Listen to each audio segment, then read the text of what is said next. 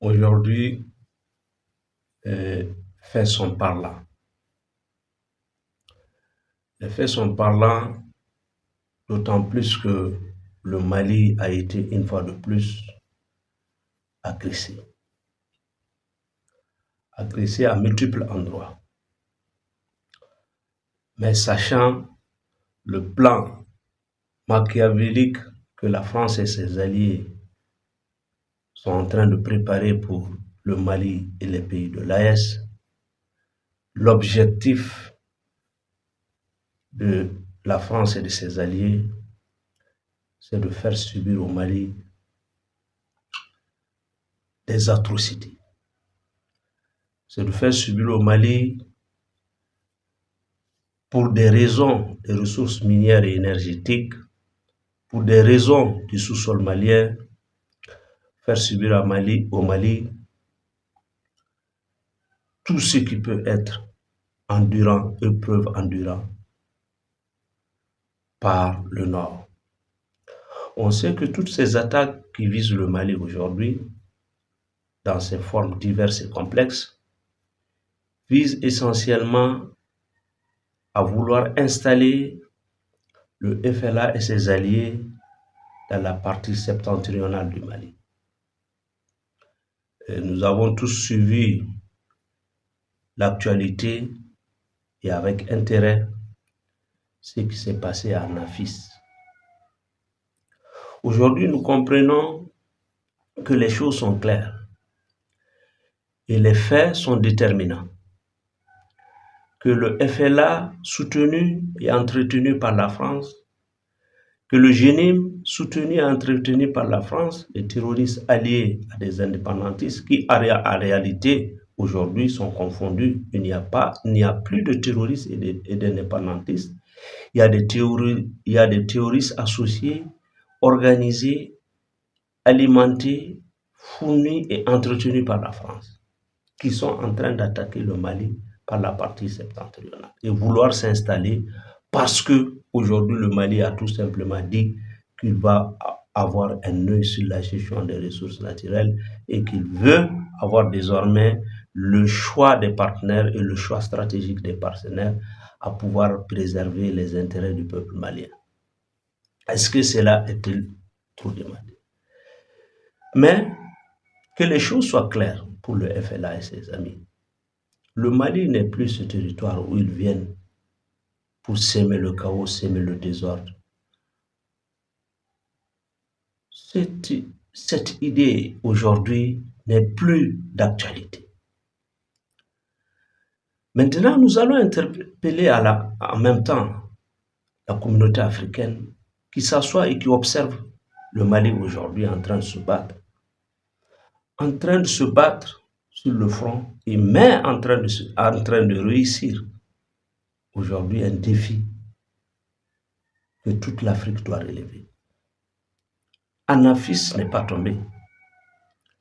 Anafis ne tombera pas, Inch'Allah, par la volonté de nos vaillants soldats et par la volonté du peuple malien, par sa résilience et par la détermination des autorités que nous avons aujourd'hui au pouvoir.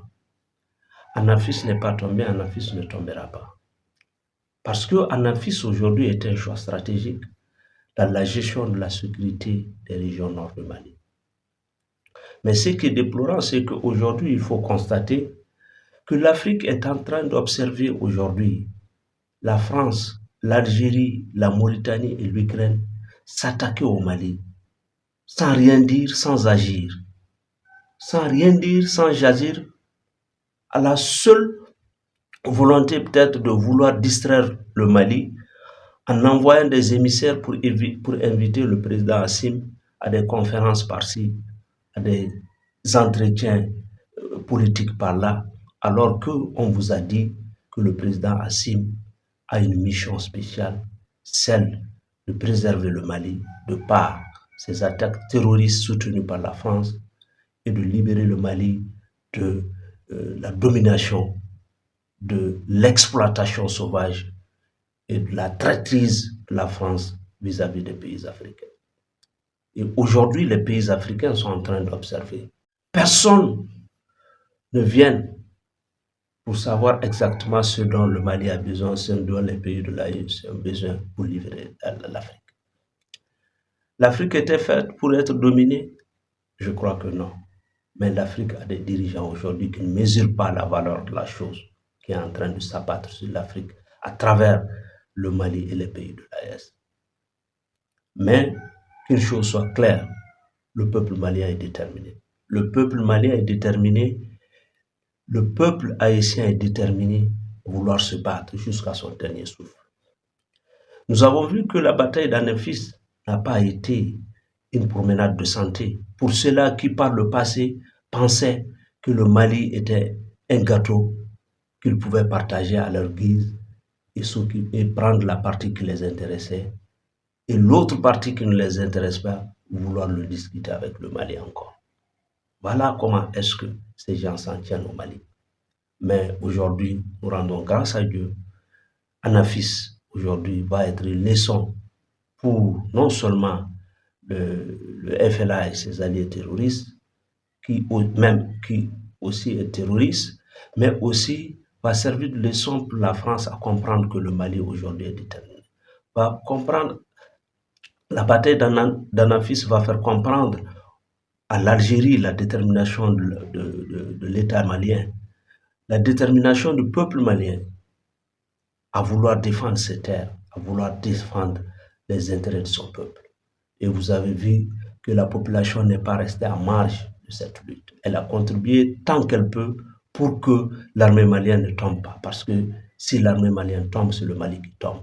Si l'armée malienne tombe, l'Afrique tombera. Ça, qu'on soit clair sur ça. Et aujourd'hui, Anafis a été une fierté pour nos forces armées de défense et de sécurité.